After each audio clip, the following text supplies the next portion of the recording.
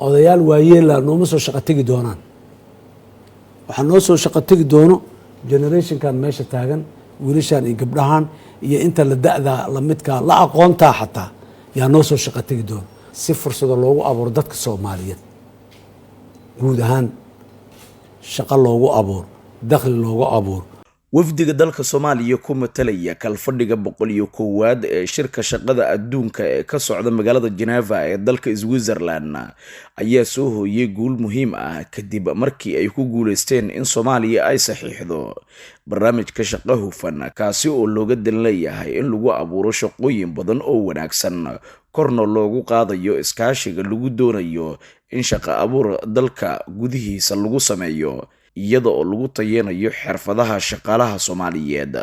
horumarinta caafimaadka iyo badqabka shaqaalaha. barnaamijkan shaqo hufan ayaa daba socda wada xaajoodyo u dhaxeeyay dowladda federaalka Soomaaliya oo ay matalaysay wasaaradda shaqada iyo arrimaha bulshada, xiriirka ururada shaqaalaha Soomaaliyeed oo ka wakiil ah shaqaalaweynaha Soomaaliyeed, iyo rugta ganacsiga iyo warshadaha Soomaaliyeed oo matalaysa loo shaqeeyaasha Soomaaliyeed. waxaana diiradda lagu saarayay sidii wax looga qaban lahaa shaqo la'aanta baahsan ee ka jirta Soomaaliya, isla markaasina dalka loo gaarsiin lahaa sidii loo abuuri lahaa shaqooyin tayo leh oo waafaqsan nidaamka caalamiga ah ee shaqada.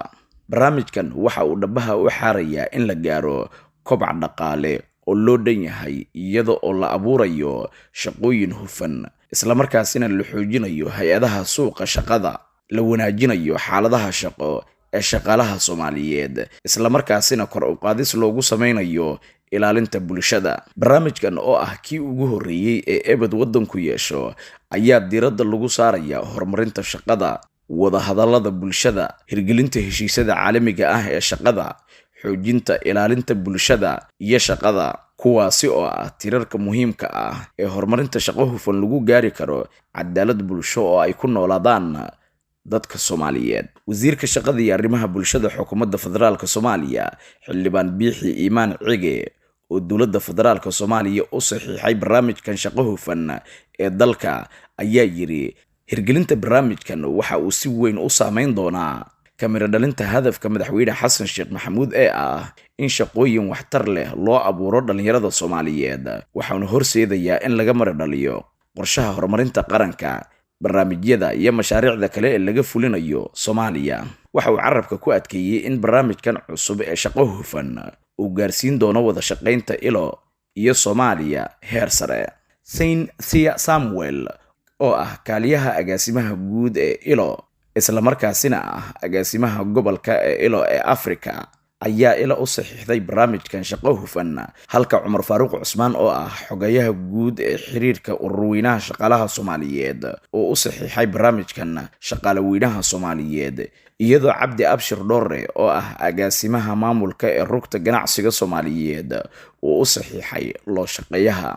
wasiir Biixi ayaa waxa uu cadeeyay isaga oo ka duulaya siyaasadda madaxweyne Xasan Sheekh Maxamuud ee ah in shaqo abuur ballaaran la sameeyo. ayuu sheegay in xukuumadda dan qaran ay doonayso shaqooyin fara badan in loo abuuro dadka Soomaaliyeed ee diyaarka u ah in ay shaqeeyaan, iyadoo shaqooyinka jira ee aanan dabooleynin baahiyaha nolol maalmeedka kor loo qaadi doono. ILO ayaa dal waliba oo xubin ka ah waxa ay u aqoonsan tahay 3 qaybood oo kala ah dowladda, shaqaalaha